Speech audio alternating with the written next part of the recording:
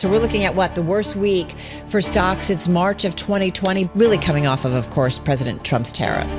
People are concerned about instability. He announced relief for the rest of the world. That caused more turmoil in the markets, but touched off a huge rally. The bigger concern is what plans are now being made to circumvent the U.S. in any way possible, because you can't trust us. Beijing promising to fight to the end. That is really amping up. Why should people care?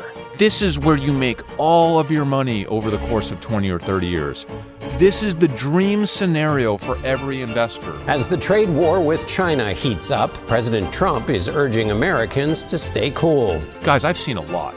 I have never been more excited to be in the market than right now. We're in uncharted, unprecedented uncertainty. So what should the average person do with this information and with everything going on in the market? I don't care what you have to do, whatever you can do to make a little bit of extra cash over the next few weeks to next few months to be able to invest in risk assets.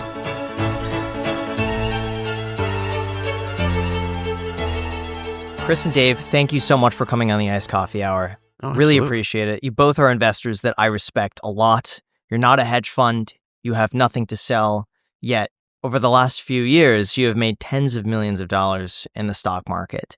I want to read you a quote and get your opinion on it. Bill Ackman has said, "We're heading for a self-induced economic nuclear winter, and we should start hunkering down if tariffs remain." Why should people care? Well, most people, whether they know it or not, are invested in the stock market. And it really does kind of appear to be the verge of a nuclear winter. I think that quote, that was a very long thread that he posted on X, and he has done a very good job historically of freaking out right at the bottom. Have you noticed that? If you look at every time he freaks out and goes on CNBC and cries, or he has a moment, that is the moment where the market is bottomed. So I can't make a prediction based on a Ackman quote, but it's grim, and at some point, markets always go up. Ackman is just trying to make a point. He's trying to guide policy, right? So, okay, technically what he said is true, but that's if no one does anything, which we all know that won't happen, right? People are going to do things. Policy will change. It will get adjusted. He's calling out, if you stay on this track and go in even deeper, it will result in this bad outcome. But we all know that's not going to happen. Right? Not, at least not in that manner without anyone trying to get in front of it. So yeah, technically I think he's right, but that doesn't mean it's going to happen. What do you think the breaking point is? Because there is the fear that if tariffs stay on the same path that they are and other countries refuse to back down, and that would be namely China, that things could get substantially worse. And everyone has the assumption Trump is not going to back down, because if he does, he's going to appear weak. And China, they have a lot of leverage as well, because we get a lot of product from China. They have very cheap goods and services, and they allow us to buy iPhones at $1,000 versus $3,500.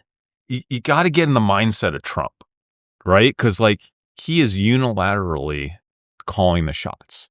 So for you to call this, you have to call Trump correctly. I was wrong last week. I didn't go in hedge strong enough last week. No, I didn't either. The history of Trump is that he will reverse really quickly at any sign of disapproval or any sign of losing, right? And this time he around, didn't do this. I don't think that the stock market is his barometer this time around. I think his approval rating will be the thing that if it gets low enough, then he'll... But approval rating, Dave, is delayed by about a month. Yeah, it's like a survey. 4 to 6 weeks. Mm-hmm. So he won't see that for a little while. Okay, so let's just talk about this. You're saying if the tariffs go through as they're proposed, that won't happen. That can't happen. We all know that. That cannot happen. What's going to stop that from happening? Any type of rational thought. We'll stop. Right. So thank you guys right now. But if you look at the tariffs as they're written, there's just no possible way that those tariffs can be implemented in that manner for any meaningful amount of time. It will it will result in such chaos that there's not any administration, including Trump as at his craziest. Do you agree, Dave? That would allow that to actually happen for any prolonged period of time. So like, here's the thing. There's a lot of stuff happening right now, and there are a lot of rumors, and there are a lot of opinions, and things are changing like multiple times a day. So And the market was prepared for a version of this. The market was prepared for reciprocal tariffs that were actually reciprocal tariffs, but that's not what we got. The market was going up when he said 10% across the board. Yeah. Then he pulls out the old easel or the chart, and those numbers were not close to what anyone was expecting. Labeled reciprocal, but not at all. This is not a reciprocal tariff, and to call it that, I think reciprocal tariffs might actually be effective. Basing reciprocal tariffs on an actual formula that makes sense mathematically, that is reciprocal, and if you really want to target a trade imbalance, you could make that a portion of the ratio, but it doesn't make sense the way it is now. We could talk about what they should do or shouldn't do, but it really doesn't matter what we think. The reality is that when you have situations like this where there are a lot of possible outcomes, what we need to do as investors is what I call run scenario analysis, right? So essentially, you're looking at every single scenario that could play out, and you're assigning probabilities to each scenario. Now, you could actually do that, and you could spend a lot of time running 60 different scenarios of every way that this storyline could play out and the percentages that you assess to each of those scenarios. And then you could look at how many of those scenarios would result in the market being okay and quickly recovering, and how many of those scenarios would result in something catastrophic happening. Well, you could do that, but I'm just going to tell you right now that if you were to go through that process, there are very few scenarios, very few that would result in any type of catastrophic situation that would last for any meaningful amount of time. Right? It would be so irrational. And while people can do irrational things in government for short periods of time, history has shown us that it almost never has durability. The government and policymakers will always revert back to something normal, something comfortable, something safe. Something safe for their party, something safe for their future votes. Okay, so if you just look at the scenario analysis, I feel really, really good that we're going to get through this. Like the exact timing and the exact nature of how we get through it is to be determined. But guys, I have lived through 87. I was young, but my family was in the market and I lived through it, and I remember it like it was yesterday. Dave and I were right in the heat of it. Yeah. No, 2000 during the dot-com boom and bust. 2008, we were definitely in the heat of it. Of course, COVID was one of our largest investment trades of my lifetime. And this doesn't even feel remotely as scary as any of those when you were to run the scenario analysis, meaning with each of those situations, there was a higher likelihood of leading us into a bad place that could last for a while. Like, I just don't see that here. I just don't. Personally, I don't think Trump is going to back down. I think there's going to be a rift between Trump and China. China's not going to back down. Trump's not going to back down. I think that's going to spook the markets longer than people expect. I wouldn't be surprised if we see another 10 to 15% downside from here. But I also wouldn't be surprised if Trump delays things and just says, okay, for the next 30 days, we're not going to implement anything, and we're going to see if we could work something out, or spin something in his favor where it's like, oh, actually, we got this thing, and we're never planning on the full tariffs as it was, but now we got this. Yeah. And so we're winning, and we're way further ahead, something like that. That's what I think is going to happen. I'm closer to that viewpoint. I think that this big number, the big tariff number, was a scare tactic. It spooks the market. He was trying to spook other countries. The likelihood of it going through as stated on that chart, I think, is very low. But I agree with you that China is going to be the sticking point. We've already seen countries coming and saying 0%.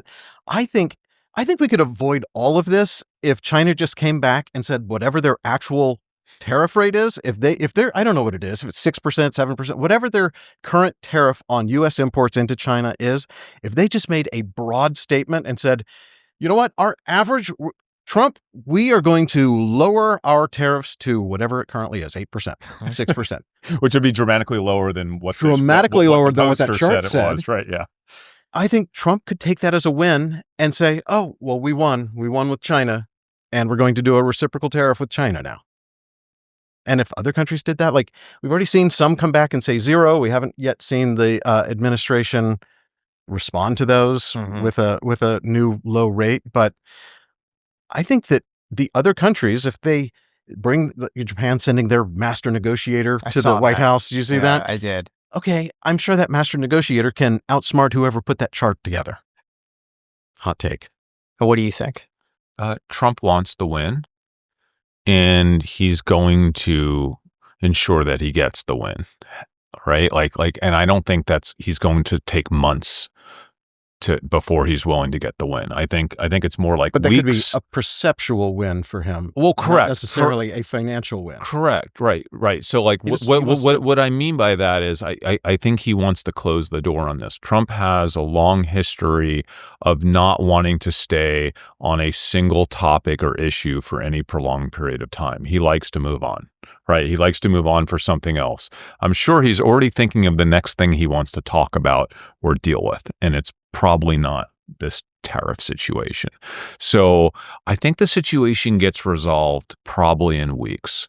What does resolved mean? It doesn't even really matter, right? It just doesn't matter.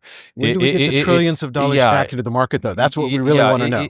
Because the market doesn't, as long as it's relatively rational, right? As long as it's relatively the same as it is today. We might have some additional tariffs. We might have some additional provisions, some additional trade deals. It might look a little different. But the market just wants certainty, because if you're a U.S. company, first of all, you cannot onshore your manufacturing. You're not going to spend billions to onshore your manufacturing, which will take 3 to 5 years and put you in a time period when none of that might matter. And now your competitors are still manufacturing in Vietnam and India at half the price that you're You can't afford to do that. But you also can't afford to start expanding internationally if you don't know exactly what this situation looks like, right? Additionally, earnings season is about to hit. Now, if you're a CEO, are you going to guide? Are you even going to provide guidance? I think we might be back in a 2020, 2021 scenario where CEOs are like, we can't provide guidance. Yeah, that's going to rock the market. They can't predict what's going to happen, so they can't give guidance. So they get the perfect excuse to pull guidance. So the next few days to few weeks can continue to be really volatile, and there are a lot of ways that the scenario analysis can play out in the short run, but I think there are less ways that it can play out in the long run, which is why I don't really care. I actually hope this lasts a little bit now, because I'm trying to earn some income. I'm doing some things to try to get some cash, and I'm just hoping that the market is still kind of here or lower by the time that cash hits, so I can go in deeper. Guys, I think we're going to be fine. What do you think, Jack? There's too much at risk. I think we'll be back up to where it was maybe a week ago in 3 or 4 weeks. I think I probably agree that there's going to be some turbulence right now, just because of all of the news coming out and then pulling the tariffs and adding tariffs, and no one likes that. And I think over the course of the next 3, 4 weeks, that'll all be resolved, and everyone's and then the money's going to come back in. That's what I kind of think. But who knows? This is great. This is what really, not to do, because I know about his predictions. You inverse this. So we've got another inverse framework. I'm now worried. Tricked me. Oh my God. Yeah. That's what I wanted to hear, because now we just do the opposite of that. We got a long way to fall. There is always an edge. A long way to fall. There's always an edge case scenario as investors that you have to be prepared for, though, right? We're here saying that I think we all kind of agree that everybody wants this to be over, probably including Trump at some point, and we're more likely than not to see this resolve itself in a matter of weeks, if not months, worst case. But there is that one edge case scenario where Trump's a little crazier than any of us realize right now, right? And cares a little less about the market than he has previously. Whenever you have a single individual that has that much concentration of power, there is more of a likelihood of something crazy happening, right? Because like if we were making these decisions in a normal political environment where Congress was involved, right, and having to vote on this stuff and looking out for everyone's kind of hometowns and their future elections, I think we could feel a little bit better that it's going to resolve quickly. But when you have one person, you do have to look out for that edge case scenario. Because like we haven't seen Trump in a little while in this situation. So has he changed?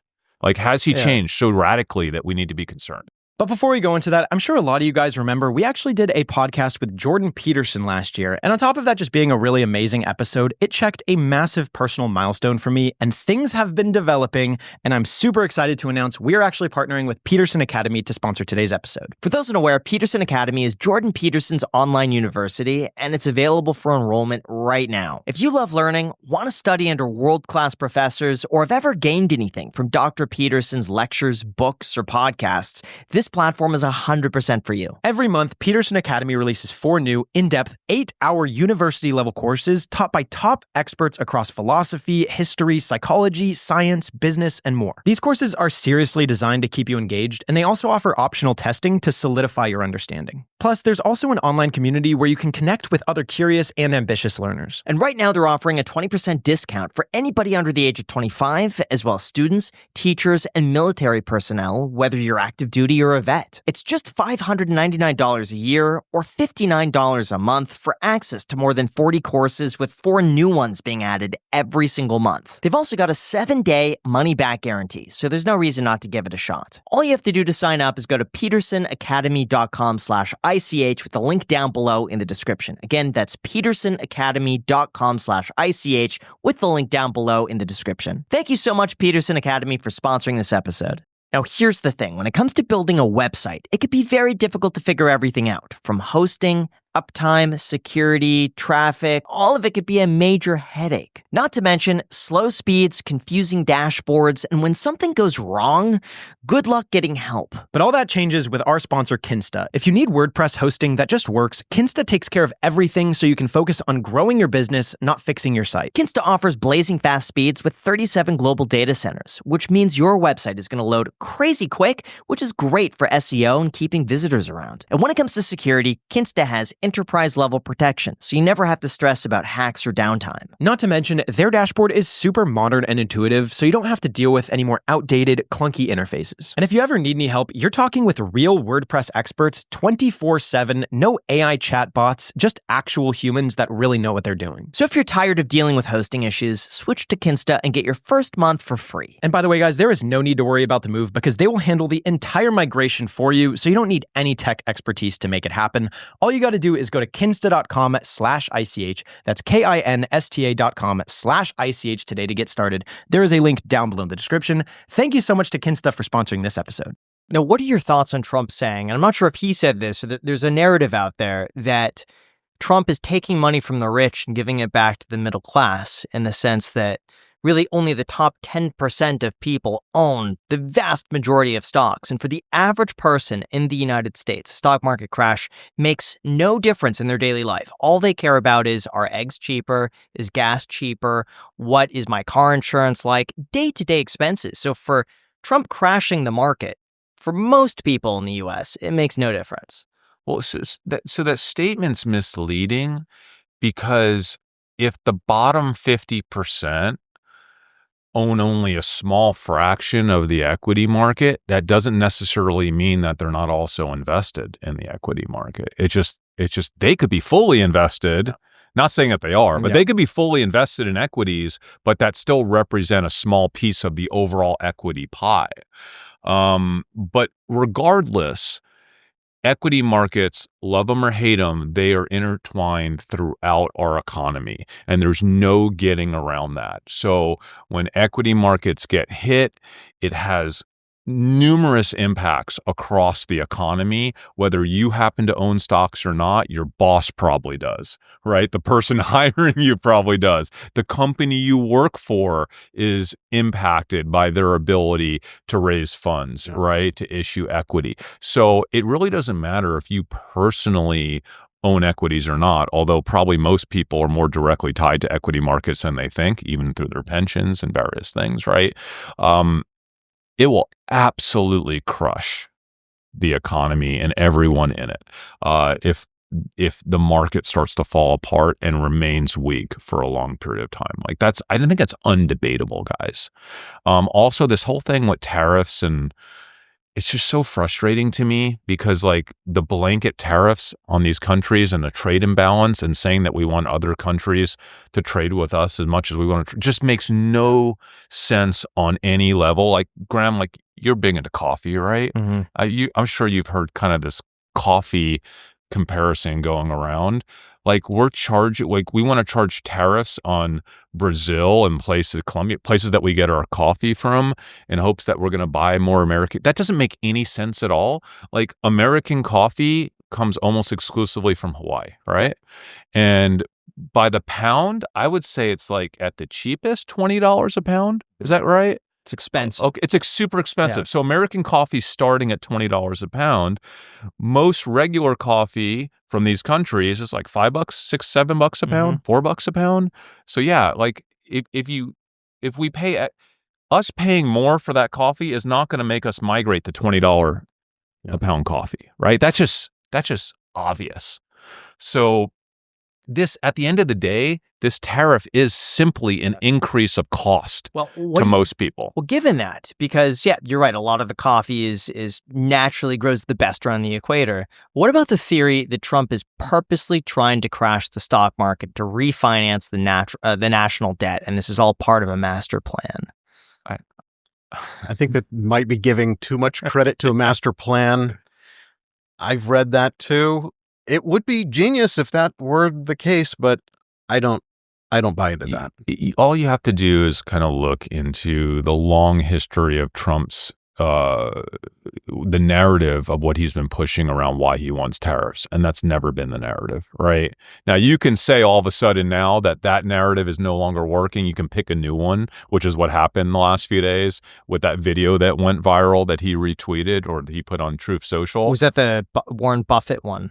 Yeah, which Warren Buffett did not say what he said in the video, right? So for those unfamiliar, there was a video that was retweeted so many times where Warren Buffett was commenting on Trump's actions and calling him like the most brilliant move he has ever seen and how this is a great move for the economy. Trump retweeted that. A lot of people took that as fact. And then Warren Buffett came out in a note, said, "I have never said this. This is not me."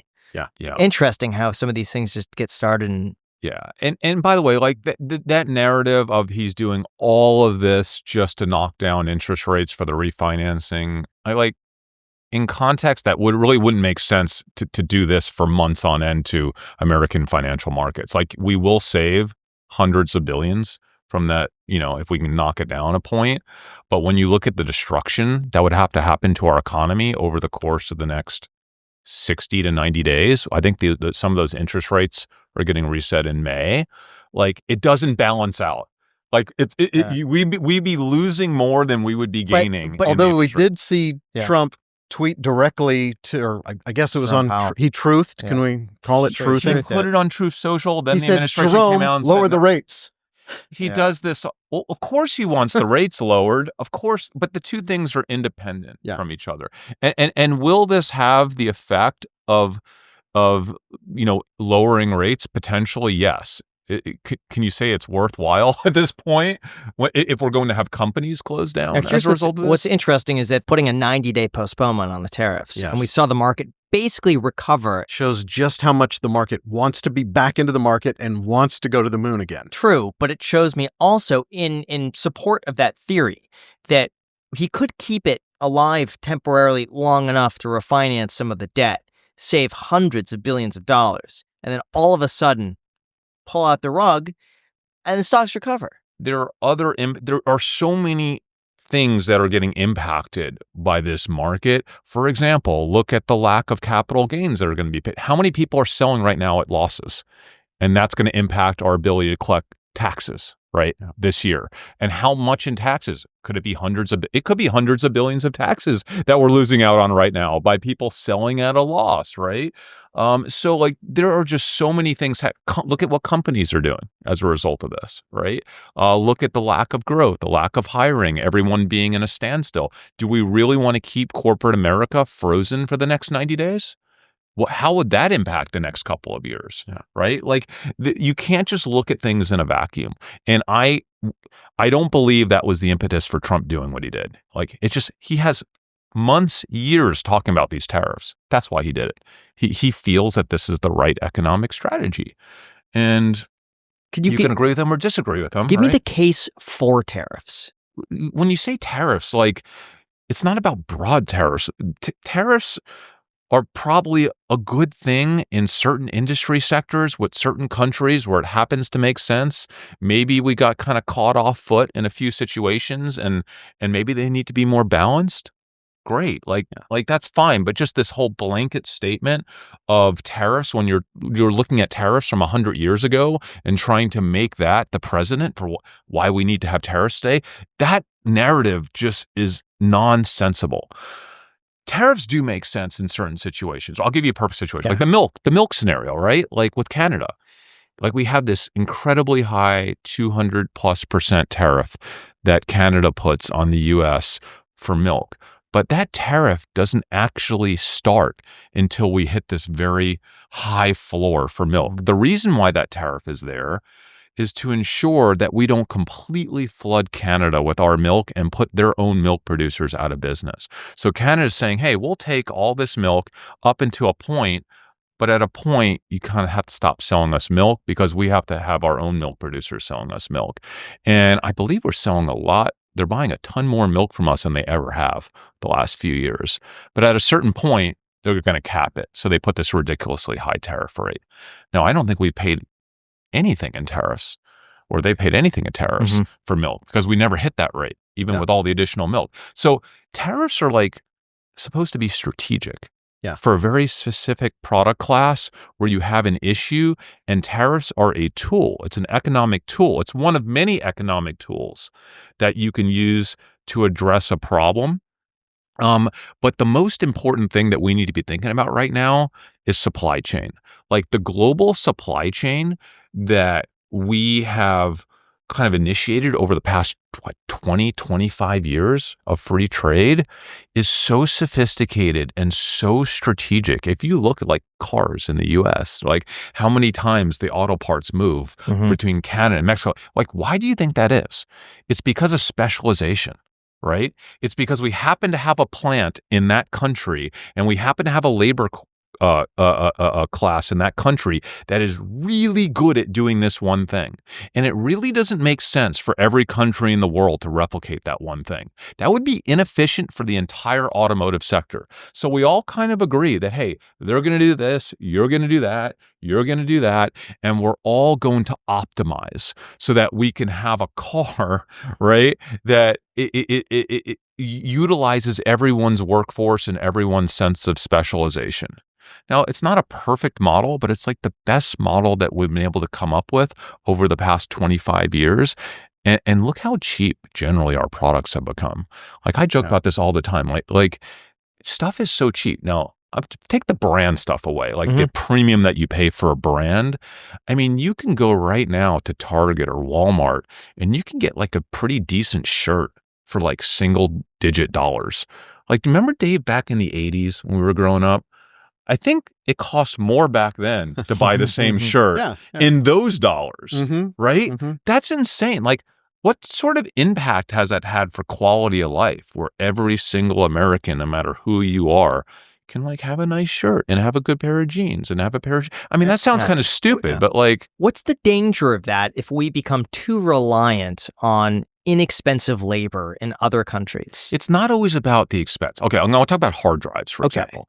China has like something like 100,000 skilled laborers in China with mostly female, mostly smaller females with really tiny hands that have years and years of expertise of like fine-tune articulation for hard drive line manufacturing, right? You've heard Tim Cook talk about this a little bit with the iPhone. He's like, it's not about the cost always. We just don't have the specialized labor force to do a lot of these manufacturing jobs. And sometimes it's expertise. Sometimes it's literally just having the labor that's willing to do that job. Like, listen, my daughter does not want to go work in a sewing factory.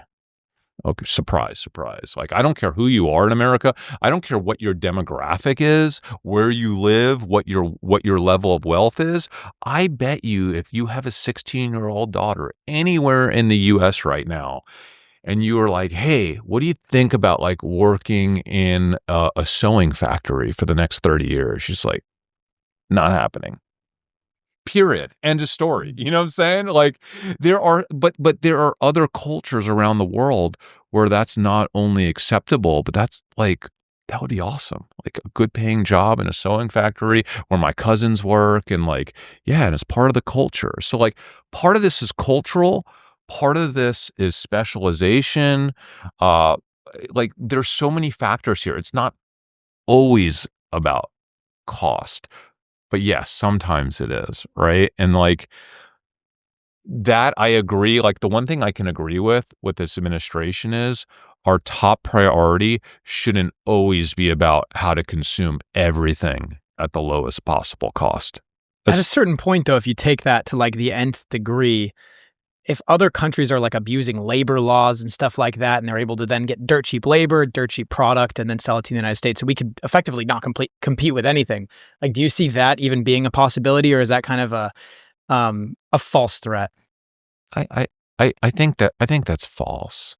Because truthfully, like there are other countries you can shift labor to where you have more control over not over adhering to labor laws. You're not going to necessarily bring that back to the United States. Because again, in most of those situations, we just simply do not have the labor force. End of story, period. Right? So like that could be a real problem. But that doesn't mean that we have 500,000 people prepared to make sneakers in the United States, right? Every day, right? Like, and we do make some in the US, by the way, today. Like, usually a lot of our manufacturers here, most of them are like at capacity. Most of them have open jobs. They're trying to hire. Guys, you know this. Like, half of my life right now is in robotics. Why? Because most of the world's manufacturers are desperate for workforce, right? They want more humans. We want these humans to work in factories. We just can't get them right now. I believe what we should be thinking about is a longer term strategy for onshoring, like a 30-year strategy for onshoring with automation and robotics, right? That's really doable. Maybe we make some huge sacrifices where we start to onshore our most critical industries, pharmaceutical supply, minerals, like maybe even semiconductors, things that we think are critical to our country's sovereignty.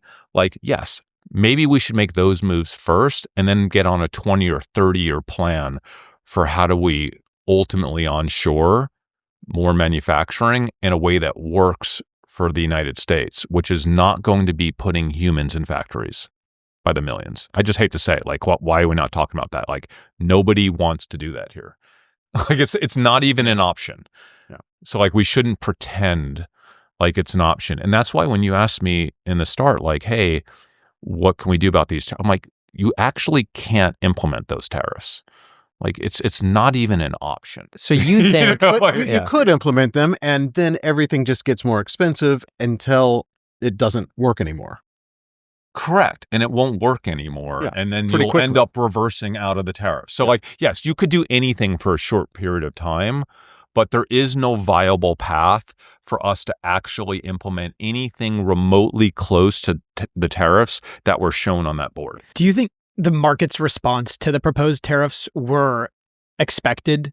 by the administration, or would you guys say it was easily predictable that this would be the severity of the response? I would have predicted it. I bet the person at Kinko's that made that chart got online and bought some puts on the market, because that's not what anyone was expecting. We were expecting either unilateral or 3 tiers. Like, we had a bunch of different things that seemed reasonable and that the market was expecting. And the market had been going down for months in anticipation of it. And then when we saw those actual numbers, they just seemed so far-fetched and out of reality that the market did exactly what it needed to do. The reason why the freak out happened is because those numbers don't actually exist in real life, so no one could be anticipating them, right? Even if your worst case scenario was we're going to match every tariff in the world, that would have been the worst case scenario, right? Like, or even reciprocal tariff, even double the actual tariff around the world. So there is no scenario that any rational person or investor would have run through to say, you know what, we're going to come out and put tariffs on the world that are like 5 to 7 times what they are in every country. Like that was never in anyone's game plan. That's why the market freaked out. So do you think the market drop is appropriate given the tariffs that were suggested? Or do you think that the market is completely irrational right now because the tariffs are not real to begin with, that those could never be implemented, so everything is a big overreaction? I think the latter. Everything is an overreaction, but people are concerned about instability. So it's not just the tariffs, it's about how do we get here? How do we even allow that to happen? And what's going to happen next? And how does the rest of the world think about the United States right now? The bigger concern is what plans are now being made to circumvent the U.S. in any way possible, because you can't trust us. That's the concern. So the concern is, if we did that, what are we going to do next? Can you trust us, or should you start making moves, no matter where you are in the world, to try to not be reliant on the U.S. because you never know what we're going to pull? Is that priced into the market? What do you guys think? I think, the market is pretty good at pricing things in. This is just a weird scenario because it is so bizarre that the market doesn't know how to really price it in. By the way, this is, as an investor, let's be honest, like, unless you're like retirement age, this is what you wish for. This is what you wish for. Yes, it is. Especially you're like half my age. You should be dreaming. Well, you should be dreaming about scenarios like this. But here's the thing. So if you lose 20%, you need to gain something like 35% just to break even. Graham, this is where you make all of your money over the course of 20 or 30 years. This is the dream scenario for every investor. And I feel like for the market to drop. We played COVID so well, and I feel like we missed the boat on this one. Well, what do you mean we missed the boat? We didn't hedge hard enough. We weren't hedging. Okay, but we weren't double dip hedging our entire portfolios, Dave, the way we were when we saw COVID, because COVID was like, okay, we see it coming. And we knew that the market, there's no reason the market could go up because this terrible thing is coming, and it made sense. But the tariff situation, Dave, we're old. We don't work anymore. We don't have a regular income. If I was 25 or 30 and I had a monthly income and I had the ability to invest 10 or 20 or 30% of that monthly income, which everyone should be doing, this is the dream. You hope this stays like this for a year or two. Like, this is where you make your money. This is it, guys.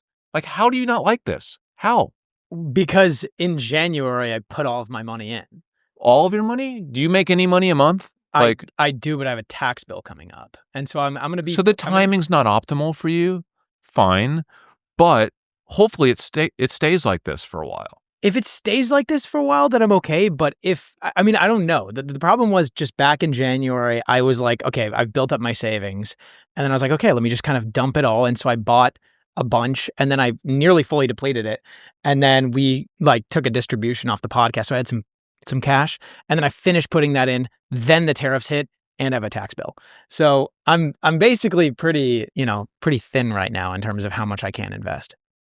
We joked about this even before the tariffs. As soon as Jack went all in, we were joking and be like, "Oh yeah, that's the peak." Actually incredible. I cannot believe it because I'm not superstitious at all, and I've mentioned this on the podcast. This is nearly the final straw in terms of like how is it every single time that. First of all, I'm buying your dinner tonight, okay? So you can just relax a little bit. That's okay. We got a company card, But all right, short-term painful. It is. I get that. I'm not even looking at my portfolio. I'm probably down so much money. Can I look at it? You're going to have a reaction, and I prefer not to. The feeling you get when these things happen, it is disheartening. Your heart drops, and it feels so bad when you're an investor to see your account down 20, 30, 40%, 50%. I've seen it multiple times. I've seen my account down 60, 70% in my life. And you always look back a year later and you go, God, I wish I just had the balls to hang in there and not sell or invest more. There's not one time in my life going through 5 market crashes that I haven't looked back a year later.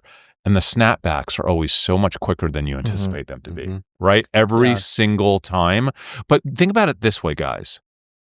We are at the impetus of what is likely to be the largest productivity leap in the history of mankind the next 5 to 8 years, ever.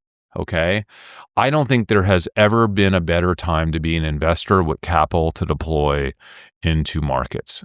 And it's because of the productivity leap we're about to see, mainly through AI and embodied AI and automation and robotics. This is going to benefit the world, I believe, in a huge way. And I'm so excited to be in capital markets right now and to have this gift. Yeah. It's a gift. To have all of that on the horizon and to have a market crash right before it. It's almost a dream. Yeah. And I just want this market to stay here for like 60 days. Yeah. Just stay here for 60 days because every dollar that I get is going into this market. Stocks that I loved 2 months ago are half price.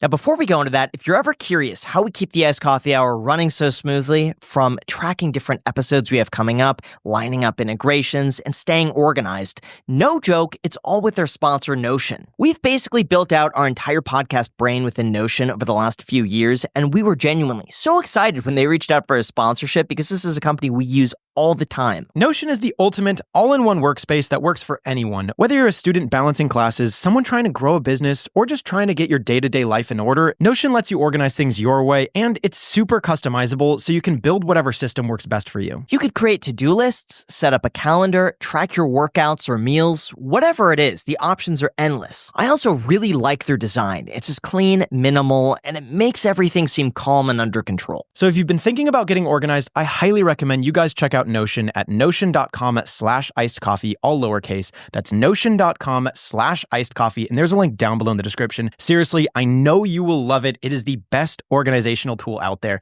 We use it every single day for the Iced Coffee Hour for basically all of our information, from guest scheduling to sponsor scheduling to content ideation. Couldn't recommend it more. Thank you so much to Notion for sponsoring this episode. Now, I gotta say, there's no better sound than hearing, and if you want to hear a bunch more, then it's time to get started with their sponsor, Shopify. For those unaware, Shopify is home to the #1 checkout on the planet, with way less carts going abandoned and way more sales going. For example, in terms of how they're able to do this, Shopify has a service called Shop Pay that allows customers to save their email address, billing and shipping information, and credit card information, which could boost conversions up to 50%. And if you're into growing your business, your commerce platform better be ready to sell wherever your customers are scrolling or strolling, whether that be on the web, in their feed, in a physical storefront, or anywhere in between. All in all, nobody is selling better than Shopify. So if you want to upgrade your business, you could get started with their $1 trial period when you go to shopify.com/ICH, all lowercase. Again, that's shopify.com/ICH to upgrade your selling today. Shopify.com/ICH with the link down below in the description. Thank you so much, Shopify, for sponsoring this podcast. Stocks that I loved 2 months ago are half price. Yeah. Half price. And I'm just like, now, what do you think about big the five? warning? The warning from like Vanguard and Buffett and Charlie Munger that we might see lower than average returns over the last decade. And they've been saying this since really 2021. And they've warned investors that, you know what, sure, you've gotten about 10% a year, but I believe over the next 1 to 2 decades, it's likely to be about 4% a year, 3% a year. What are your thoughts on that? I try to stay away from macro predictions. I'm not great at them. I don't really care what the market does. I think there will be big winners the next decade, right? So as long as I could predict who those big winners are, and I think I know who they are. Yeah. So the S&P average might not perform the next 5 years as good as it did the last 5 years. Who knows, right? But if you pick the right stocks, you're going to outperform the S&P. Yeah, I think you mentioned Buffett, and I have so much respect for Buffett. Like, he's one of my favorite people in the world, but he essentially missed the entire technology cycle, right? Buffett could be a multi-trillionaire right now easily if he would have just put a small piece of his portfolio into technology during the technology boom of the early 2000s. So macro stuff is hard. That's all I'm saying. It's hard for me. It's hard for Buffett. It's hard for everyone to predict macro because there are too many variables and the world is constantly evolving and changing in ways that we never would have anticipated. So whenever you hear someone making macro predictions, they're making them assuming that the world stays relatively consistent with the way that it's been during their lifetime. I'm telling you that we're about to see a radical shift in technology driven mainly by artificial intelligence, where nobody could really predict how the next 10 years is going to go and how it's going to look. The one thing that I do know is that productivity, I think, will skyrocket. So what should the average person do with this information and with everything going on in the market? Either don't do anything, or if you are going to do something, I would be figuring out whatever you can do to get a second or a third job. Start driving Uber at night, start washing cars on the weekend, start flipping garage sale merchandise. I don't care what you have to do, whatever you can do to make a little bit of extra cash over the next few weeks to next few months to be able to invest in risk assets. Listen, for me, I'm investing in Robinhood and NVIDIA and aggressive Tesla. tech stock, Tesla. Yeah. Like that's what I'm doing with my money. Like, you might not agree with my stock picks, but this is the time to figure out how to find risk dollars in your life. Do it in a way that won't harm your family if it goes wrong. All right, but find risk dollars. Just this is the time to maybe save some money, make some extra money, figure out how to get some extra cash just for the purpose of getting crazy rich later, because you want to have money in risk assets right now for the next 10 years. You want to find money to put in risk assets. Guys, I've seen a lot. I have never been more excited to be in the market than right now. So how do you have your portfolio positioned right now? Do you have any cash? Are you still in margin? I'm not with the volatility and when the concentration risk of having a single individual moving equity markets every day. Yeah. I mean, what if Trump lost his mind a week ago? What if? Right? That's right. When we're running scenario analysis, one of those scenarios must be that maybe Trump lost his mind, right? And maybe he's just going to keep going on this and not stop, even if the market's down 50%. And you can't do anything about it, right? So there's a level, you have to acknowledge that as a risk. So I'm not levered, Dave. Yeah. And that's rare for me. I did my best to get my margin down to zero. Now, I did have to get back into margin a little bit because of some opportunities, but I'm waiting for some clarity on tariffs to then ratchet my leverage back up. Agreed. I'm waiting to pounce. That's what I'm doing. Yeah. So I do have some degree of hedging going on in my portfolio, and it changes every day. And it's a little bit of a gut instinct to what is the news cycle going to be in the next 24 hours? Is there a likelihood that something bat crazy is going to happen? And if so, I need to I'm only hedging my portfolio maybe 35% at most, so it's not a lot. And I did that the weekend after the tariffs were shown to the public. Yeah. I just had a hunch that we could see another Black Monday. And if there was going to be a Black Monday, I wanted to have some puts on the S&P and was able to cover those, the morning of. By the way, also I will admit there is a counter argument to what I'm saying right now that is a little scary. Ray Dalio, if you read his stuff, I love him, and he makes a pretty darn good case that we're in the early cycles of, I don't want to call it like the end of everything. No, the basically. decline- the Right? decline Like, of the I don't want US to freak you out. dominance in the financial world. Yeah. No, if you haven't seen it, it's a 40-minute animated, like, here's I how the saw it. world works. It is the most, I watched it again this weekend just because this is all that's on my mind. And you would love Did you it. read his post today, though, on X? No. He put out I've read it on the way here. He put out a post today on X, and listen, you got to listen to everything he says because it's legitimate. But I will say this.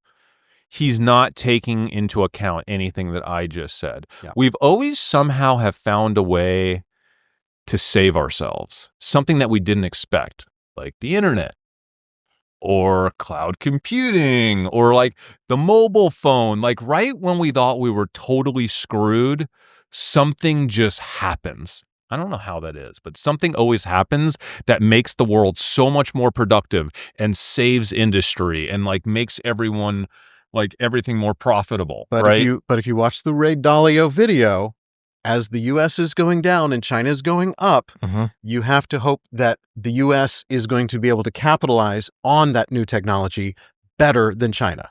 I don't know that we need to be able to capitalize better than China. We just can't be that much worse than China. We have to be, we have to kind of be in the same world as China, because China is, they're ready. They're going. Like I've been, And if you think about tariffs as a solution to this, it's kind of awkward. But if you think about like IP management of things like DeepSeek stealing content from our technology, that's where you like.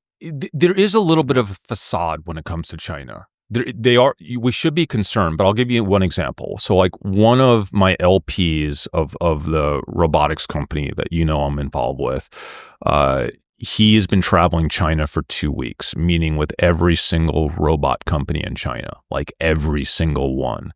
And he's looking at them to potentially invest. He's also looking at them as it relates to competitive intelligence.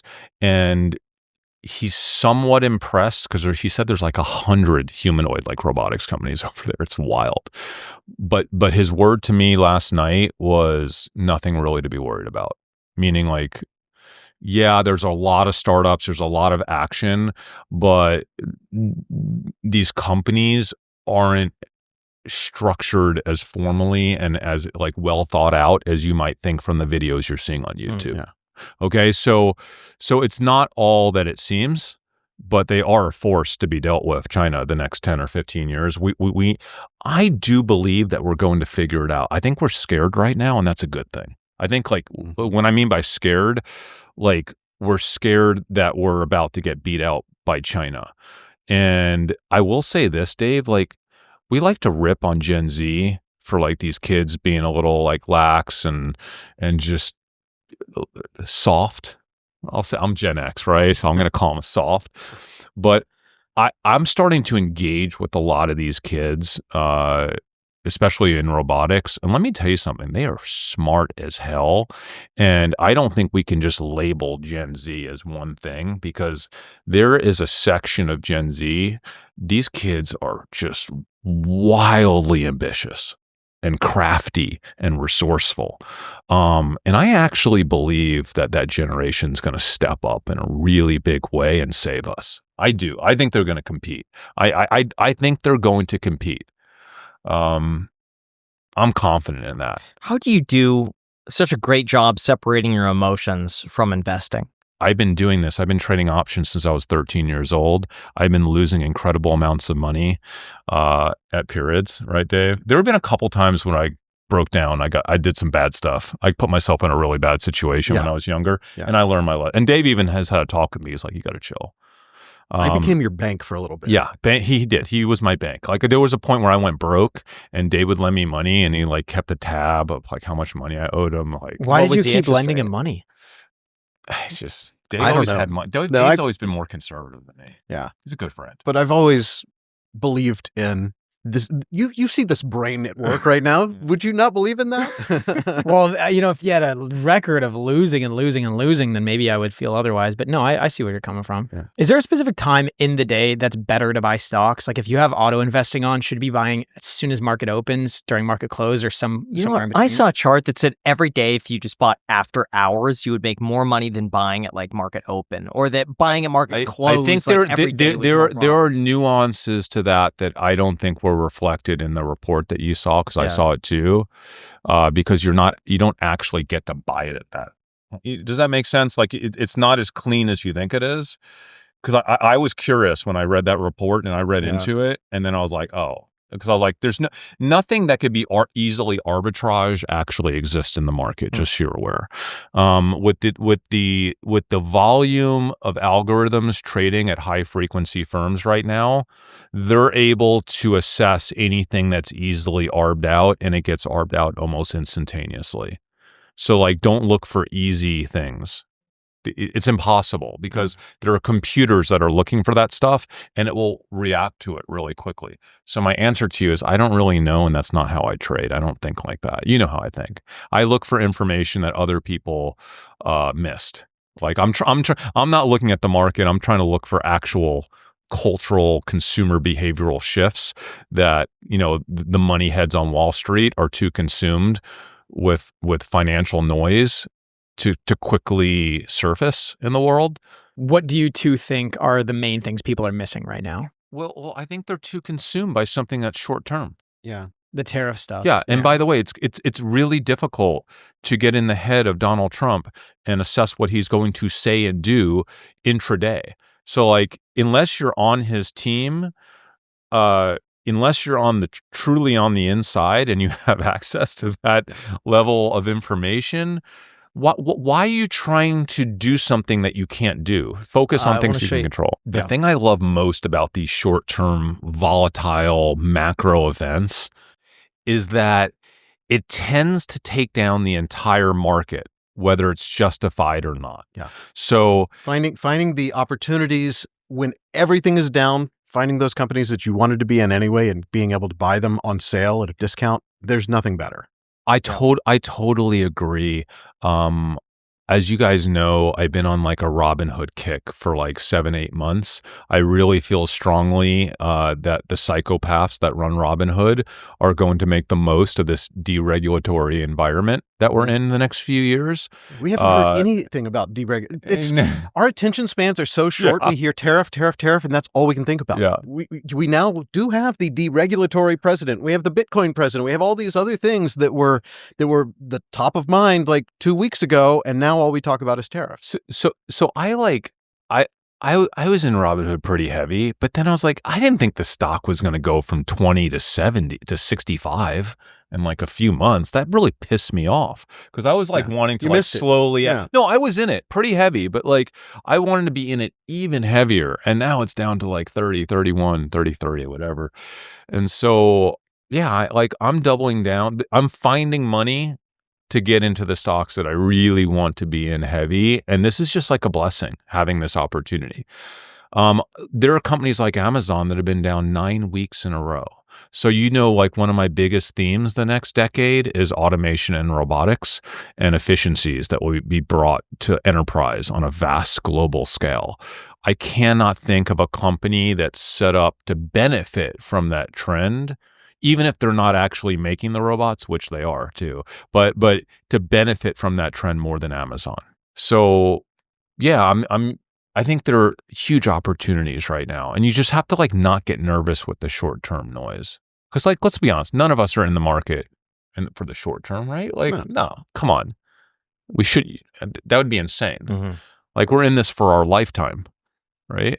And Dave, what's your approach right now with investing? I'm basically trying to not touch my portfolio as things are going down, other than to hedge a little bit, and then looking for those opportunities and doubling down on the stocks that I think are the ones that have the biggest opportunity. And it's the same stocks. We talk every day, so it's like hard to separate our two philosophies. But Robinhood, ever since they announced the gold card and they have productized now a bank where they're not a bank, but they get to have banking services. I just feel like they're so aggressive with trying to take wallet share that that's a stock that I want to be in. And so I'm just looking for opportunities like that. Yeah. Tesla, I'm not letting the politics of Tesla cloud my judgment on Tesla as a robotics company. I don't care about their automotive division at all. They're a robot company. Now, speaking of Tesla, though, what are your thoughts on Elon Musk turning that a bit political, that now it seems like almost it's a statement if you drive a Cybertruck? It's terrible for Tesla, but could it get worse? It has to be at its worst right now, right? Like, could he possibly get more political than he is right now? Cybertruck's on fire every you know, weekend. like Maybe. It's already got What was bad. crazy, I went to LA recently and I was there for a day, and I heard twice someone said, "Excuse the car." They were driving a Tesla. "Excuse the car. I got this before everything." One of them even said, "I looked into seeing if I could give the car back or do like a a lease sort of thing and have someone take over my payments. But there's like a penalty if you do that." I was thinking it's a great car. I mean, but like but that's a very LA. It's not just LA. My friend in Florida has a Cybertruck. It got vandalized a week and a half ago. But it's going to be a volatile year for Tesla. That's just no way of getting around it. Like, you either believe in the future of Tesla, FSD, and Optimus and robotics, because that's really all that matters for Tesla over the next decade, or you don't. And if you believe in that, you love the fact that they're having this volatile year, because again, it provides you with an opportunity. And us long-term Tesla investors are very used to the volatility. This is nothing. Seeing Apple drop like it did, and Amazon and every stock just tank. That's shocking to long-term investors of the kind of blue chips of the tech world. But getting it's not really getting surprising back in Tesla. through the noise, guys, again, like the entire generation of young people are investors. For the first time in history, you have an entire generation where every single one of them, especially the male, like every guy, like, I have coffee every morning with my dog, and like every other morning there's another random person walking up to me that's young and just wants to talk about stocks or crypto or whatever. Like, I'm like, people do not understand that literally every single person in that generation is investing for themselves through an app.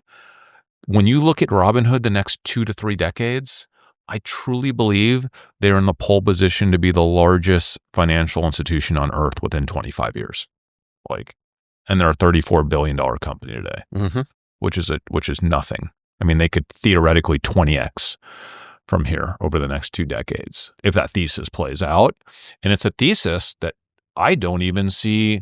I'm trying to figure out how it doesn't happen. They have to do something stupid again, right? I mean, yeah, if they got rid of the sell button again or got rid of the buy button, yeah, that could be a problem for them. They still have not gotten over that, by the way. A lot of people still reference that moment, some. even It though is the a few moment that- brokerages did the same thing. And it wasn't an issue just with Robinhood, but they got all the flack. I don't think it's as big of a. I think you are kind of in the middle of it more, so you're more aware of it. But I don't hear about No, every time I post on X about Robinhood, there's always a comment that says it's the same 7 people. 2,000 people in the world. I don't hear about it don't from know. all of my friends that haven't been investing for a while. It's only the people that already know about it. Yeah. And the worst that they could do is just not transfer their money to Robinhood, Yeah. which it doesn't exist there right now anyways. But those transfer bonuses, like Robinhood's just doing so much to draw money in and to keep you in their sticky app. Their app is such a better interface than I use Schwab for forever. I use Robinhood as my primary brokerage now. It's crazy to me, but I do it. I made my first sports wager on Robinhood a week and a half ago on the Duke game and won. It was a small wager,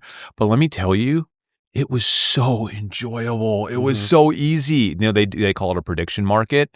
Like, I've been in other apps like MGM Sports and stuff, just trying to figure out like how to place the. It's not hard, but it's kind of like It's geared the for sports people, and this is more geared to finance people. Normal. No, it's just geared towards like normal. It's people. well, I think it's geared towards gamifying the Yes. entire Yeah. system. They did They've this- gamified investing, and they're gamifying. They did the same thing prediction with sports. Like if you get on one of those sports apps, it's not hard, but like it's kind of a little bit cumbersome and confusing and clunky.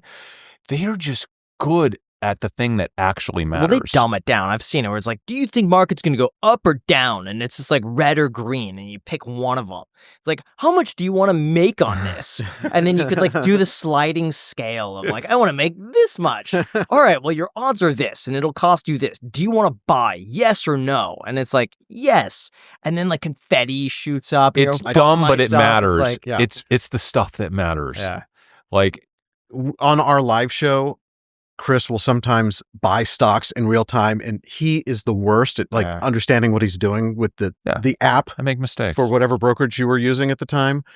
The experience on Robinhood, I was this morning half asleep trading options, but the interface just makes it so easy to roll your options down and just scroll and visually see what you're doing. And it's a better experience. So where do we draw the line between investing and gambling? I don't think there's any similarities between I refute that aggressively. That sounds like a gambler would say that. Yeah. No, come on. So listen, I've gotten into a few, like I put maybe $2,000 total into random options. Yeah. To me, that's no different than gambling. No, that is gambling. If you're going to put it into random options. Well, I'm not thinking random options like I'm blindfolded, just like picking something.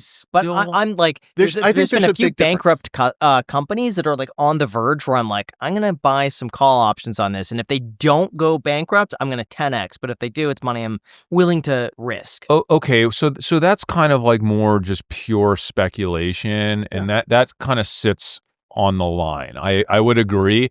But what I love is I was so annoyed a few years ago when all these young people would just talk about meme stocks and GameStop and crypto crap coins, right? There's still a little bit of that, but not anymore. Like if you look at what they're talking about this week, they're talking about losing real money in real companies.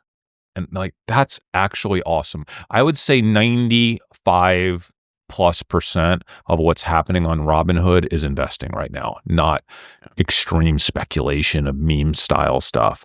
I think the majority of it is actual investing. And I think every year we go forward, it's only going to get more that way. I think there's a bigger percentage of people's accounts that are investing accounts, but it gives you the opportunity to have fun and make a crazy bet on something happening in the markets the same way you can on a sports game. You just said it. Like I would assume the majority of your account is investing, and then you have a little fun on the side doing some speculation that could theoretically be closer to gambling. And I think there are a lot of people like that, and that's totally fine. If you want to throw some money on something stupid, but like the majority of your account is likely investing. And I think it's like that. It's that way for almost every single investor on Robinhood right now. Except for some. Except for the ones that are on Wall Street bets posting their screenshots. Because I've seen, listen, I'm close to a lot of these guys that were like big meme coin traders, and they were big GameStop guys like a few years ago, and I converse with them, and they're not really talking about that stuff more than once in a blue moon. Now, they still do a little bit of it on the side, but most of them are in NVIDIA, and they're in Robinhood, and they're in like, they're trading actual technology stocks, actual growth companies, because that's what actually happens. Dave, we were, during the dot-com boom, when we were that age, we were doing the equivalent of meme stocks back then, investing in all the IPOs, all the stupid IPOs, pets.com, all this, and it was all based on hype. And short-term Cisco options because they seem to go up every day. And then most of those companies went actually bankrupt. We lost all of our money that was invested in growth stocks, like actually all of it. Like our account was down 50 to 60%. Do you remember? We actually lost 60%. I remember the year that I lost more money in the stock market than I made at my job. Yeah. But here's what happened. You relate? I might this year. But here's what happened. The account, we still had our E-Trade app, right? And 6 months later, 12 months later, when we're earning income because we had real jobs, what are we going to do with it? We started putting it back in the market, and dollar cost averaging into the S&P. 2 years later, us and all of our friends, we're now investing in real companies. So we started doing stupid stuff. We learned the lessons the hard way. You have to learn them the hard way. It's the only way. You know that. Like, if you don't lose money, you don't learn your lesson. Maybe next time you'll dollar cost average. This is the second time I've learned. I was dollar cost averaging, but it wasn't enough. And so I was like, okay, I need to start depleting the savings. And that's January. But I'm curious, Do you feel like Robinhood is just as safe then to put your money in as any other Charles Schwab, TD Ameritrade, Vanguard? Would you feel just as comfortable using it? And if not, I think we have differing opinions on this. I do. It's where I keep the majority of my money. Robinhood I think of it as a marketing interface on top of other people's back end. So Robinhood isn't, they're not doing the trades. They're facilitating the trades to make you have an easy experience and then handing it off to a back end company the same way Schwab and TD and the others do. I would not have my money in Robinhood 3 years ago. Today, I think I didn't 3 years ago. I'm saying today I do. I think they learned their lessons. I think they're becoming a grown-up company now. I bet their compliance team is meaningfully larger today than it was in 2021. I would feel relatively comfortable having a large amount of money with Robinhood. That said, I was with Ameritrade. Before that, Scottrade got acquired by Ameritrade, and then Schwab acquired Ameritrade. Now, as you guys know, I'm publicly audited every year, and they've told me not to move my accounts because that would be like a red flag. So I have like an 18-year track record within one account. So I'm sticking with Schwab for that reason alone right now. But also I have a private guy. I can get him on the phone if there's an issue. If the site is down, they'll manually place a trade for me. I feel like if anything horrible happened at Robinhood, you'll never get someone on the phone like that to do that for you. I've had good chat conversations with them, but I have also had the Schwab guy come to my house when I needed some papers. He drove to my house. I can drive to the Schwab office in our neighborhood if I needed to. You should ask him to come to your house. He'll do that. If the consumer app was down, I'd be like, place my trade now, sell my stock if I don't know, an earthquake went off. I had a rumor for Robinhood that they want to get into banking, and one of the services that they might offer is a Uber service where they deliver cash to you. They already do. Yeah. They've announced that. That's it? Yeah. Okay. I So haven't seen you that, can, yeah. it's not in the app yet. It's coming, I think, this fall, but you'll be able to, instead of going to an ATM, you'll be able to access your Robinhood premium banking service. They can't call themselves a bank because they're a banking service. But you'll be able to, on your phone, in the Robinhood app, say $100, here's where I am, and someone will bring you $100 in cash. How is that profitable? How could they do that? I don't know why they did it. I don't care about it. It's not why I'm invested in Robinhood. I think good marketing. It's a little marketing about it because and you're you talking about it, Grant. But I'm thinking it's like there's got to be a minimum, because let's just say I want $20 and they're driving like 30 minutes to bring me a $20. I mean, unless you're doing a drug deal, who needs that? Well, I'm saying, but that's why it's probably marketing, because I don't know if I'd ever use that, but it's nice to think, okay, if I need like a few $100. So at their event, they actually demoed it, and it appeared to be a free delivery, and you tip the driver the same way you would DoorDash or an Uber Eats or whatever. It's just a delivery service that's delivering cash instead of food. Drivers? Like, whose money is the driver It's probably holding? insured. I'm sure it's insured. I think this is a round-off era, guys. I think it's a conversation topic and it's a marketing gimmick.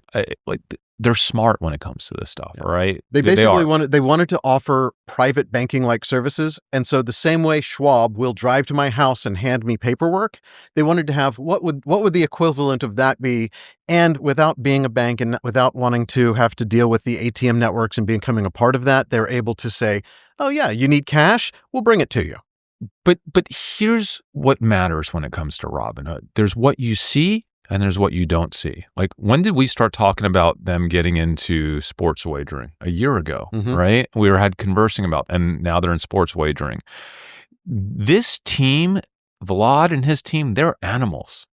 Like, they're animals. They're gonna ask for forgiveness later. Anything that remotely touches money in any way, they're gonna try to take over. They're gonna try to Amazon it. Like, if it touches money. So you've heard the rumors about real estate. Like, eventually. What's this with real estate? Eventually, there's rumors that they would potentially get into. Was that a real rumor? I just thought you made that up. No, that is absolutely real, and I believe it's going to happen. So what is it? You have to explain it now. Well, that they would eventually get into the broker game as well. And transact. Oh, so I would be able to buy a house, buy or sell your house through the Robinhood. Yes, and they would get. So when you think about when all these companies started up, maybe it was like 7 years ago, and they were trying to integrate the real estate tech stack. to have basically commission-free brokerage, right? They didn't have enough funding and the technology wasn't there, and they just didn't execute well enough to pull that off. It's really expensive to market on the front end, as you know, to get your customers. It's a lot of work. They were too early. I think Robinhood is going to wait for the right time, and they will have the right resources. And the beauty behind Robinhood is they will already own the customer base, right? So they're just going to layer it in as a product. I don't know how long until it happens. I just know they will try to make that happen. When you think about a financial institution, they're probably thinking larger than any financial institution on earth today. They want to be involved in more things that touch money than JP Morgan is, right? They've stated that they want to touch every dollar that you interact with. And if there's one thing that gets me going, it's a big company that thinks like a startup. That's Tesla, right? I don't know if you guys have ever had the privilege to work at a big company like Dave and I had earlier in our career. We've sold our companies to big companies and we're forced to work there for periods of time. It's a joke. Like when you understand the difference between a large incumbent and a nimble startup, it's like night and day. So if you're able to catch that rare form of large company that still thinks like a startup and is willing to take risk and ask for forgiveness later, that is something I am going to throw money at. I'm just going to, because it's such a rarity. It hardly ever happens. And I'll keep throwing money at that until there's an indication that they're starting to be more corporate. Correct. Like think about it. I worked at Yahoo in 1999 when it was still kind of a startup. And I worked there for 10 years. And by the end, it was so corporate. So I left because it was just. He just stayed too long because he got to help produce the Victoria's Secret fashion show coverage for like 10 years. World's largest streaming event at the time. But here's where everyone got messed up on Robinhood. They were in a horrible regulatory environment where they were getting attacked by the government anytime they tried to do anything. And so they froze. For years, the company just froze. So we're kind of and then at the same time, they made the worst mistake ever. Whether it was their fault or not, they got caught up in the whole GameStop issue, which was literally the worst PR attack that I've ever seen on a company in my lifetime. So they had all of that bad stuff happening at the same exact time. And now that has mostly resolved itself. And now they're in the polar opposite regulatory environment, and they're just putting the pedal to the metal and going for it. So I think a lot of people just don't fully understand or grasp that this is a company that's trying to grow to a $500 billion financial institution over the next 10, 15 years. And they're going to do everything they can to make that happen. And I don't really see any massive roadblocks. And we talked about the tailwind of the wealth transfer, right? The 80, 90, $100 trillion wealth transfer. Robinhood has all these accounts and they're all relatively small still, and they're just getting bigger every single year. They're getting bigger because young people are earning more money and they're inheriting money. I see one big roadblock. I think on Tuesday or whenever the next day of trading is open, I'm going to put some money in Robinhood. Oh no. So I think that, whatever you guys have right now, you might want to sell. Are you actually going to do that? I won't tell you. You'll end up finding out. You got to check the stock price. Yeah, just look at the market. But yeah. That was a very. What do you say to people who maybe have all their money invested in the markets and want to go into margin because they see the opportunity, the stock market has fallen over 20%, and they want to buy in, but they want to do margin? Well, it depends. Yeah. We have a very different risk profile than the average normal investor. I would not listen to us when it comes to using margin and triple leveraging and all of that. But the way we use it, I feel, is very responsible given our high threshold for risk. I have buckets of money that are earmarked for maximum aggressiveness in the market. And I know the risk associated with that, whether it's taking on margin or investing in options that can dissipate overnight and go to zero, which they have many times. So it's all about bucketing your money. And if you have a bucket of money that is geared to generate 3 to 5 times the market return, and you're willing to take on that risk, there are appropriate times to have margin, but you have to understand the risk that's associated with that. And the risk is large. So like, it's not the type of thing you want to do inside of your core account that's part of your core portfolio, where you cannot, you can't withstand a massive loss. Because again, there's always tail risk. People do not understand that tail risk are actually very real. And there's tail risks you can see and tail risks that you can't see, but they're potentially massive and they could destroy you. So I have an appropriate amount of margin for my level of risk.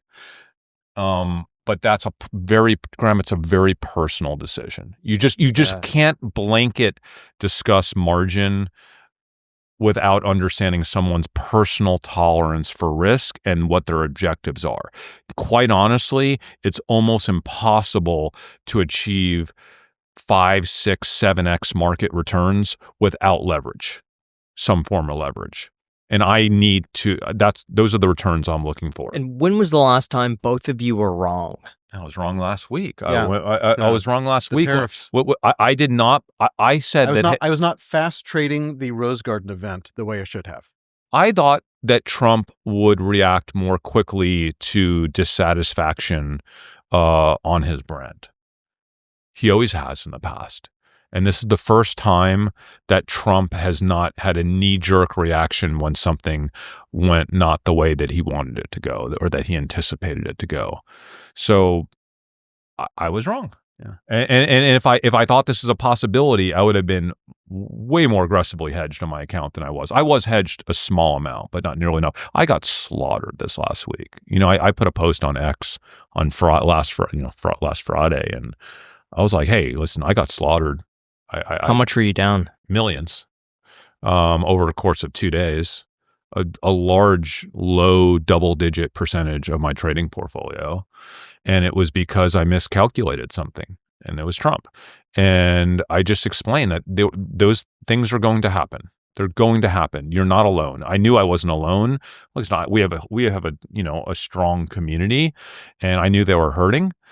And I just wanted everyone to know it's not just you. It's like, it's me. I'm hurting really bad. I misjudged something. I got it wrong. And now I'm paying the price. But I have been here before, and it has always been okay in the long run. I have never looked back at any of those scenarios and been like, that just ruined my whole life. Yeah. Brighter days are ahead of us. I don't know exactly how it plays out. I don't know the exact timing of it. But if brighter days are not ahead of us, then that will be the first time in history. It does worry me in the sense that you're very confident that things are going to rebound, because I remember the same things happening in 2020. And I don't want to say like I felt the bottom, but it seemed like when things were bottomed, I knew so many people are like, I'm not going near that. Mm-hmm. I don't want to touch it. Things are going to go much worse. We're entering a 1920s Great Depression. This time around, I see everyone have the same sentiment as you, that this is nothing, prices are going to rebound. And listen, it might be, but it seems like a completely different narrative shift than I saw 4 years ago. I mean, I think the panic has been very real the last few days, though. If you look at investor sentiment, it's like all I'm seeing on low. Twitter is buy the dip, buy the dip, buy the dip, buy the dip. I don't see anyone saying like, oh, this is the start of the next. Like, sure, you see like Robert Kiyosaki and like a few of the people saying like, oh, this is the moment I've been talking about. It's been the moment for him for 9 years. But on a large scale, I see everyone being like, I'm excited. I see very few people fearful about it. And that worries me that maybe that fear has not been priced in. But I think it's about time frame. Like my time frame is not buy the dip so I'm up in 3 weeks. Yeah. For me, it's I don't 3 know. months or 3 years from now, you know you're going to be fine. Yeah. I do not care if it takes 2 years to come out of the dip. I want it to take 2 years.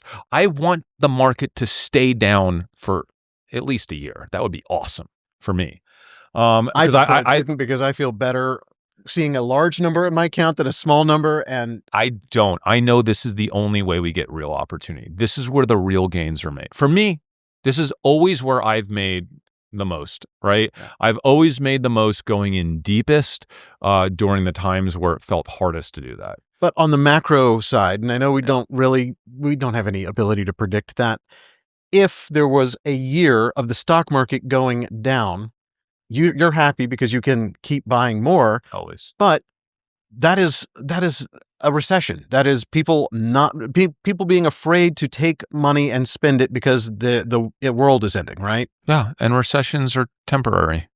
Always have been. What do you think the biggest risk to the economy is besides tariffs? I think the bigger risk to the economy is that we do meaningful damage to the global supply chain. If we really stick to this policy too firmly, and if we really want to bring iPhone manufacturing to Nebraska, that is a long-term change in the way the world has worked, and that I think that the damage to the reputation of the U.S. as a trading partner that you can trust is kind of the bigger picture. All I care about is the global supply chain. It's precious, it's highly efficient, and it's a big part of why we operate here in the U.S. U.S. companies are able to operate with such high productivity around the world. And it's just this amazing thing that we built up over decades. I know there are areas where we probably need to tweak, right? And I'd be fine with the administration doing that. But I don't want to do anything detrimental to the global supply chain. That is absolutely critical. And it has fingers into every company in the country and every worker in this country. And I hope that this administration has a deep level of respect for that supply chain, because it's not something that changes easily. I do have respect for wanting to onshore long term, but there's a right and a wrong way to do that. You can't flip a switch and expect U.S. companies to be able to start manufacturing. We do not have sewing factories or iPhone factories in the U.S. We just couldn't do it. If we want to onshore, I would love to have a long-term viable strategy for onshoring over the next couple of decades. And incentivize U.S. companies to onshore versus punishing by making them pay more and then decide how to pass that extra cost on consumers. But also, guys, we need a healthy global economy. So as an investor, I've probably listened to more earnings calls than I think any investor in the world. Probably maybe 10,000. I'm not joking. This is my hobby is listening to earnings calls. I love it. It's like my reading. And over the course of the past 15 years, the degree of importance that's been put on international sales for American companies, I can't even really communicate it to you guys. It's so critically important. It's all that matters almost these days. You get to that point in the call where you're like, even if things were terrible here, all of our growth is coming from international sales, from China, right? From Asia, from all over the world. It is so critical, as you're saying, Dave, to keep those relationships moving and well greased, and to not have an anti-American sentiment. Because whether you like it or not, we are better together globally, right? And if you're part of the investing ecosystem, there's no way you don't know that, right? Any of these companies you're investing in, look at the percentage of sales that we're getting globally. Look at McDonald's, look at Starbucks, look at Popeyes, look at all these companies. Their growth is international. Look at Columbia Sportswear. I can just go on and on. Uggs and this. Every single company I've been investing in.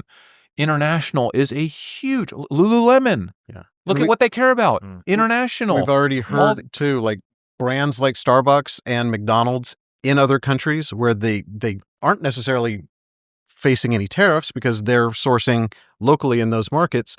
There is a decline in store traffic for these U.S. brands that are part of U.S. companies because of this kind of anti-American But forget about the anti-American sentiment. We want their economies to be doing well so they can go to those places and spend money. It's America is great. We have great ideas. We have great execution. We have amazing corporate enterprise scaling around the world with our brands that have brand value in every country in the world. That only matters if every country in the world is doing okay and generally doing better every year. to spend money on these amazing American brands that are around the world, right? So I just think there are nuances here that aren't being respected right now. Do you think government spending is anything of any importance? Can we continue on the same path? Is it good we're trying to cut it down, or do you think it's just another distraction? No, I think it's a major issue that we need to like be very serious about. I'm like very pro Doge.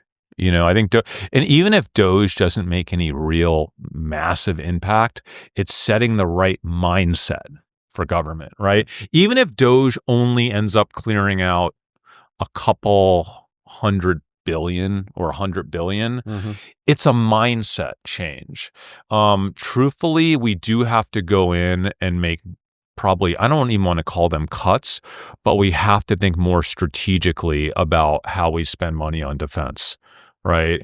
About how we spend money on some of these because listen, you can't make any massive cuts unless you start to cut into defense. I was not happy to hear about the F-47 program. Right? Like, what was that? Manned aircraft. Like, it's the new manned aircraft. Like, the last time we had a big manned aircraft program, was it in the trillions of waste?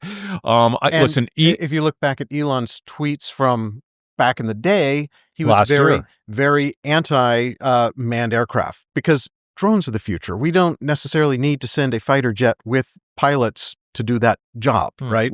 You can send a robot to do that job and have it controlled from, offshore. We just need to like be at our best in terms of creativity, how we think about big spending programs. There are ways for us to solve these problems. They're not easy. They're nuanced. We just need to treat them seriously. And it's not necessarily even spending less. It's just spending more efficiently and in smarter ways. But I will say this. Yes, it's a huge problem. It needs to be controlled. But we've always kind of had something come out of nowhere and save us. Like I was saying, like whether it was the Industrial Revolution or whether it was the technology revolution or the internet or mobile smartphones or cloud computing, right? AI in my lifetime is bigger than anything I've ever seen, and it has potential to be the thing that saves us. So we need to think really strategically about how we think about implementing AI across the globe in industry, and it could be the thing that pulls us out of this hole. So like I'm a little bit of an optimist, quite honestly. But I'm hoping that AI and embodied AI and automation and robotics are the things that kind of save us. And when I say save, not just us in the US, but really save the world from all the mistakes that we've made the last 15 years, overspending, getting greedy, right? Like we have been kind of stupid with our money, quite honestly. Do you think there's a chance we get back down to 0% interest rates? That would not be a good thing. If we got there, it's because something really bad happened. I really hope that doesn't happen, Graham. Are you looking for that? I don't know. I see a lot of talks about getting back down to 0. God, that's not healthy. I don't think. Zero means we had another tragic problem that we had to address by printing money. Look at the mistakes we made when it was 0. Cheap money does not lead to good decision making. You do not want money to flow that easily. There's a balance. I always say, like, everyone's always about, I want big government or I want small government. I want lots of taxes or low tax. How about just appropriately sized government that operates better? How about appropriate interest rates for the time that we're in, right? Like, I don't know if the right number is 2, 3, 4, 6, 7%, but whenever you go to an extreme, I don't think it's healthy. And when money is flowing to that degree, I hate it. Like it's flowing inefficiently. Like it had to be there because we didn't have the capacity to solve that problem strategically and with precision. So they just threw money out in hopes that it would just get us through a very scary moment in time where we didn't have all the information on how to fix it. Okay. Like, let's be honest. We put interest rates to 0 because we didn't know how to solve the problem strategically. I think the only way it gets back down to 0 is if we have a really big problem that we can't figure out how to solve and we're trying to band-aid it. But you saw what happened. We're now trying to dig out of that hole. You just asked me if we can cut the budget and you're talking about 0. Like those two things conflict in a really big way. And I hope we're kind of like somewhere in the middle. Do you think it's harder to be a good investor today than 10 years ago? I think it's easier Yeah, because we have just access to more information, faster trading, easier everything. Like 10 years ago, yeah, we had apps we could trade on. 20 years ago, you were calling someone on the phone. I think AI and, managing your portfolio with AI is going to be a thing in the future. I think it's only getting easier to be a good investor, but once everyone's a good investor, is anyone a good investor? So the world is digitally connected now, and it means that we all have access to almost all information in real time. Information no longer sits behind a paywall. So if you want to assess, like, what is the world buying today? What products do they like? What brands are doing well? Like, how are we spending our money today versus a year ago?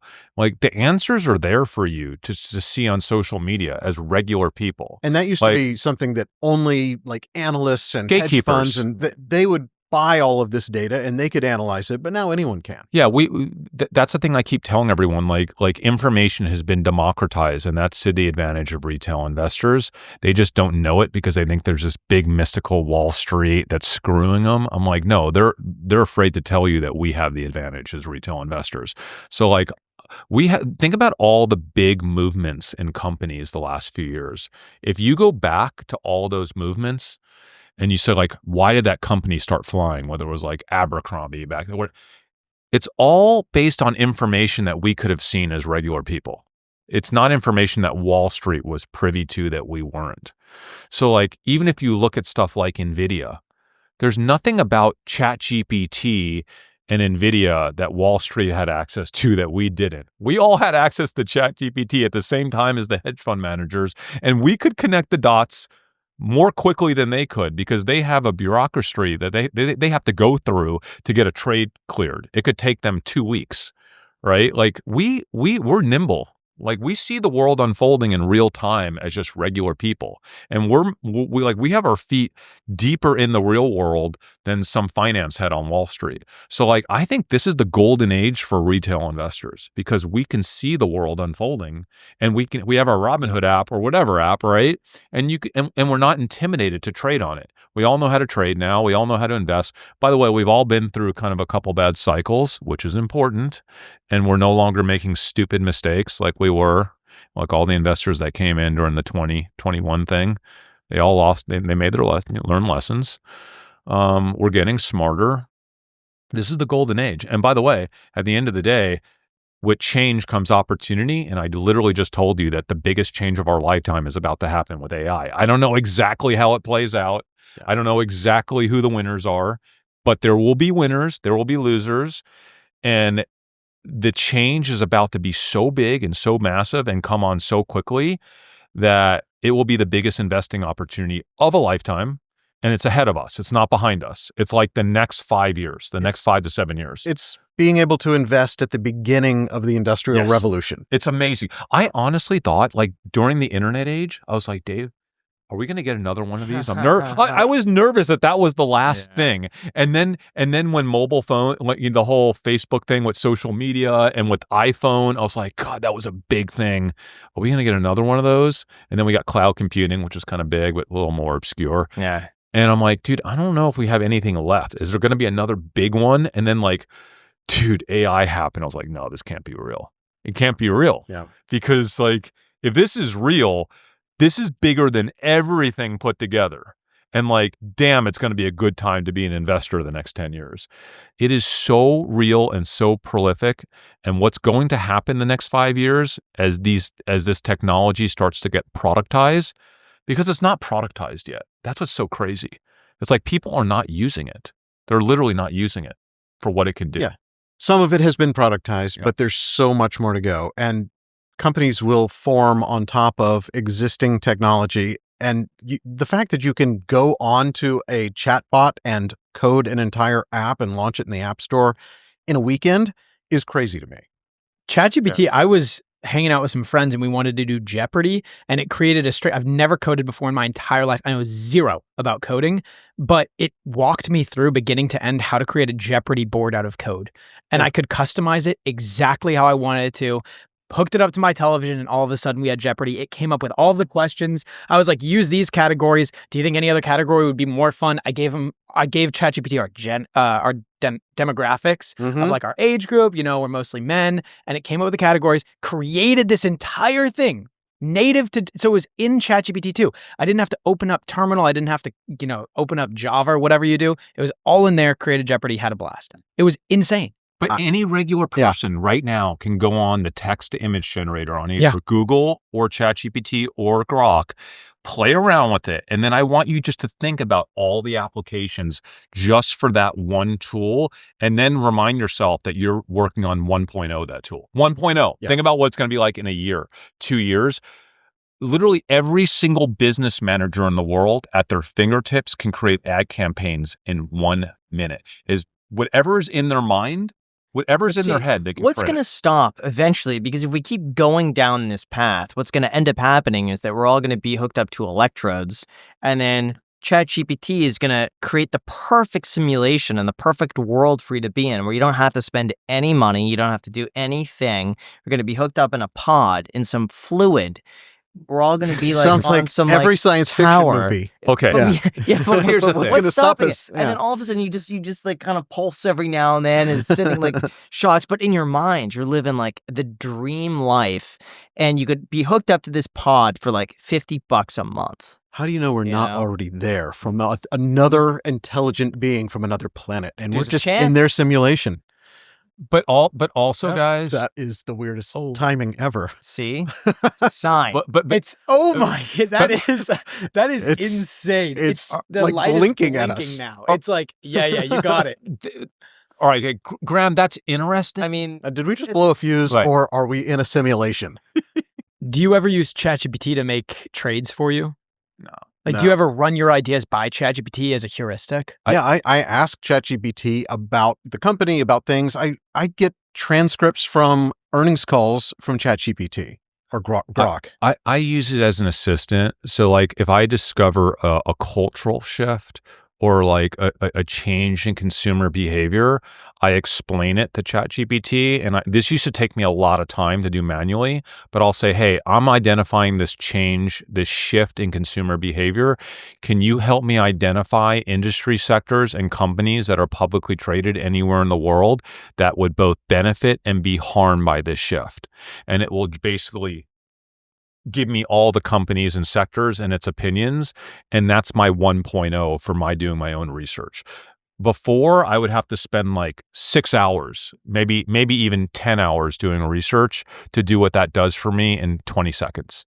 So it just kind of allows me to do more with like the things that I'm surfacing. But I haven't yet figured out a way to allow it to surface. Yeah, surfacing the idea is not as much, but like using it as your own personal research assistant who can pull data for you. Unbelievable. Summarize a lot of, like, you can just like upload 200-page PDFs and say, okay, give me a gist of this. Is there anything interesting in here? And I use that all the time. It's incredible. And I think people keep going to the fact that, this is going to remove all these jobs. Like it's going to make our economy small. Like you don't need people. I'm like, no. That's not how it's going. There will be some job loss, but what I'm seeing more of is you could do more with the people you have.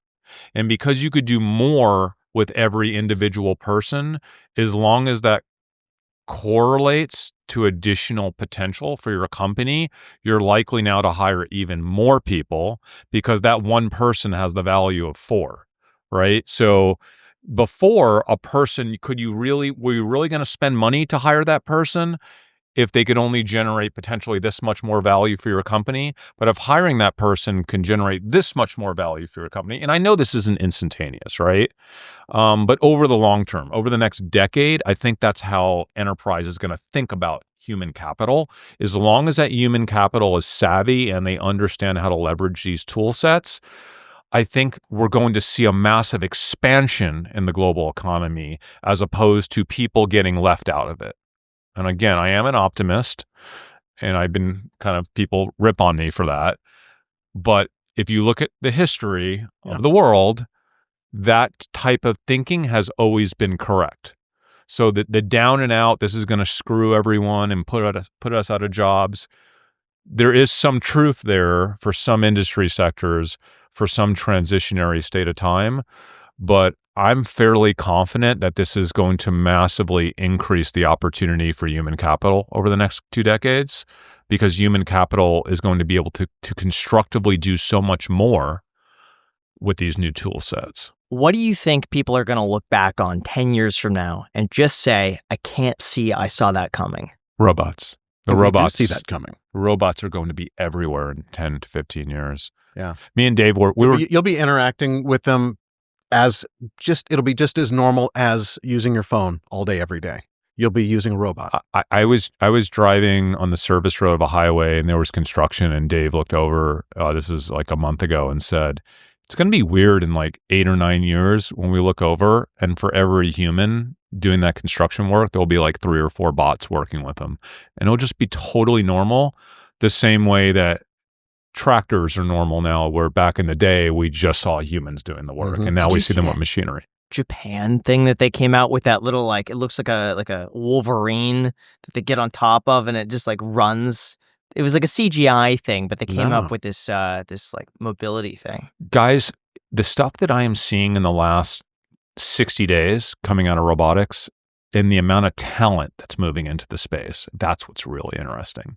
So the young kids, remember I was kind of mentioning that Gen Z, all of these young kids that would have gone into like computer science or programming, almost all these kids I'm talking to right now are wanting to go into electrical engineering, robotics, like it's wild. There's so much human talent pouring into this space.